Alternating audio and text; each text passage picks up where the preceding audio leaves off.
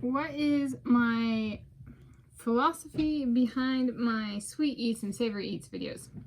Well, philosophy, first start with that, is how I think, or how a person thinks about something. So this is kind of how I think about my sweet eats and savory eats videos, and I'm going to break it into 3 categories. First is conceptualization, chronology, and video format. Second is overarching philosophy, and third is budgeting. Alright, so that's the introduction. Conceptualization, chronology, and video format. So for me, those things are linked because when I was a really little kid, I was born in the early to mid 1990s, so like 1992 and 1993 kind of time frame. And we actually, my dad, they had a camcorder, my parents, before, or video recorder before I was alive, and that one was actually VHS, so it'd be a VHS tape. Yeah. And then video recorders with like small tapes came out, and we had that, and we used it for, my sister did performance dance. She was also like, she tried out for the cheer team but didn't make the cut, but she was like into performance teams, whereas I was not interested in any performance team and did not even try out for any performance team or dance team or anything like that. But we used it for that. I used it with the pets. I would film the pets, and we used it, we both did swimming, my sister and I, so we'd film the swimming. And I really found it fun. I really had fun using up all the tape space for the pets. And so, I mean, that was childhood. And, you know, over a decade after I was born, YouTube was born, so to speak. And so that was, and I was pretty early on the watching side of things, but it did not, watching YouTube to me was not the same as I'm going to put videos out there.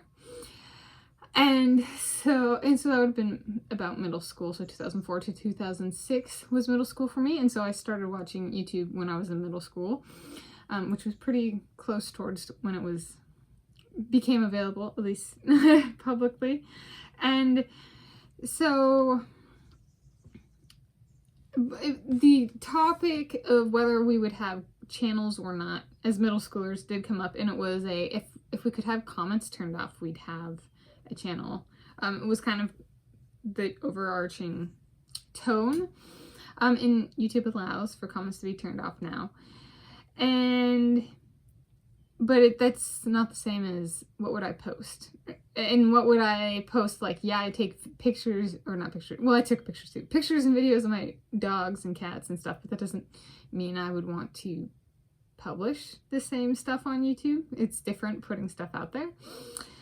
And so that was kind of, could eat, there's pets that we all share in common, there's food that we share in common, or we don't share in common, but we like to kind of hear about what the different food is people eat. My schools had cafeterias, so I'd eat with other people. So food and just kind of the experience of sharing what one's eating was kind of that's possible. It wasn't one that appealed to me until so this isn't all of my YouTube videos, this is just my sweet eats and savory eats videos. So the next kind of big jump was in 2012 when I bought this book, The Hunger Games, and it's not really mean, but like the reason it has nothing to do with the title of the book, actually. It has to do with how my videos come out now.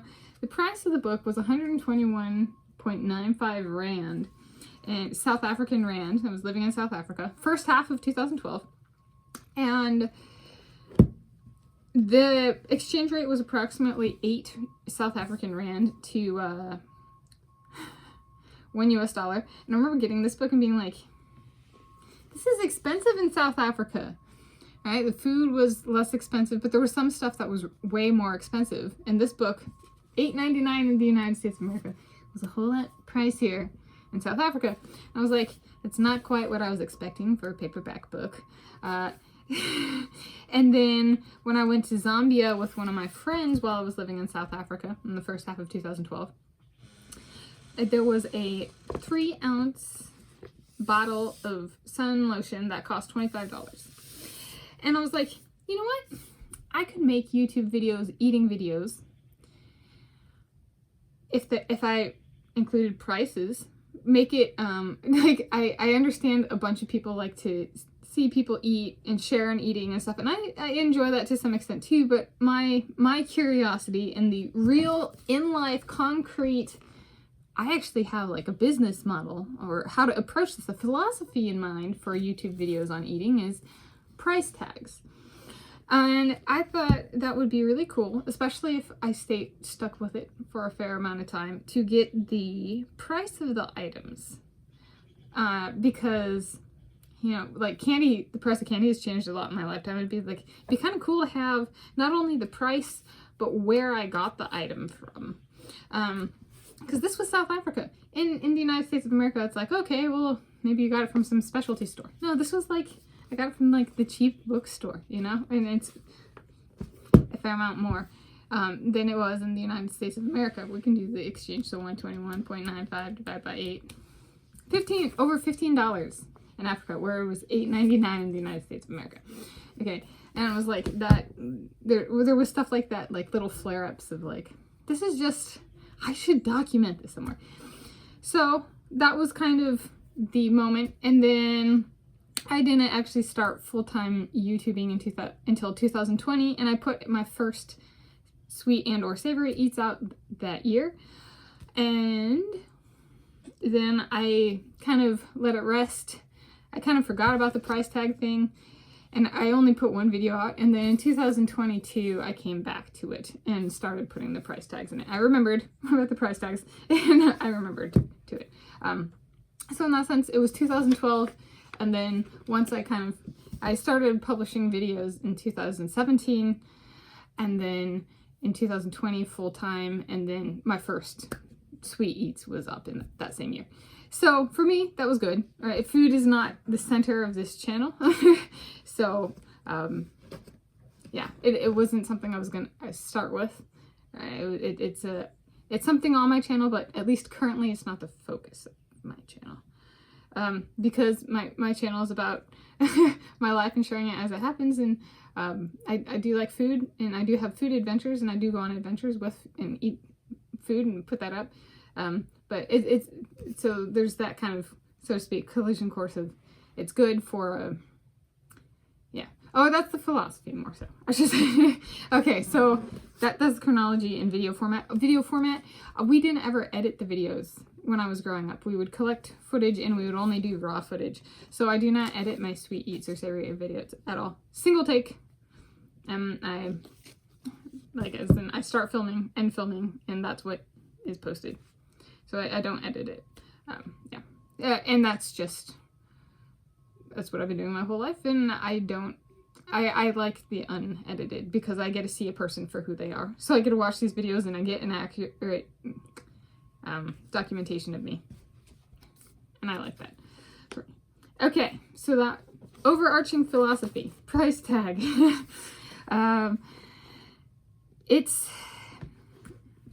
I am not a paid, so this is the blurb I put in my video descriptions for my Sweet Eats and Savory Eats videos. I am not a paid / contracted influencer. Instead, I make these eating videos as a way of exploring my tastes in different food items. Sometimes I choose new items that I may or may not be familiar with, and sometimes I choose items I've had before. So you can kind of think of it as it's a combination of me being like prices with the date of the purchase, or approximate, give it like a buffer of, if it's a piece of candy, it might take me a week or two to get to it in a video.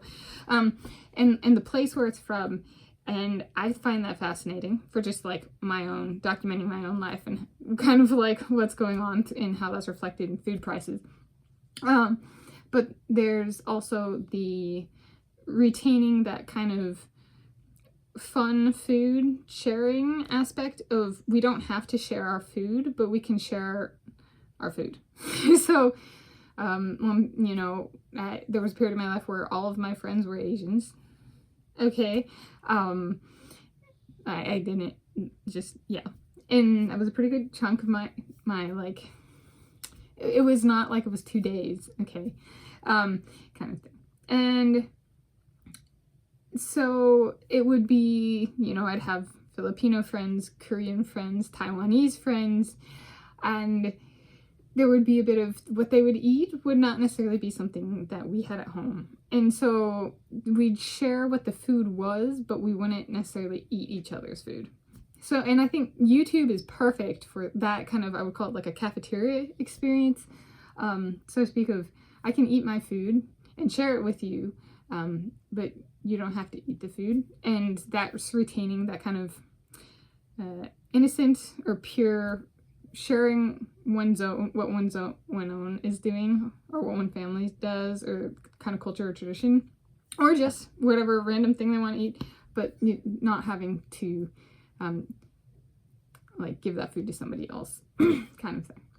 So that's the overarching philosophy, is exploration. And it's really great for if I go on an adventure, like I went to Ballard and explored on foot, and I went to a museum and I did a bunch of different things that day. But not everything is like necessarily good for a YouTube video. And in that context of adventuring, going out, if I can find a good setup for eating, that's one that I can share. And then it's kind of like, here's the fruit I got at the market, and I'm at the market. You're like, well, maybe I want to go to a market, and maybe I don't want to go to a market, and maybe I'm living vicariously through her. And like her being me in that case. So that's kind of the philosophy behind that. Last chunk, budgeting. So the budget for this fluctuates between my own money and like I live with my parents and don't have a lot of income, so it might be stuff from the grocery bill. Yeah, so my money, or shared money, so to speak.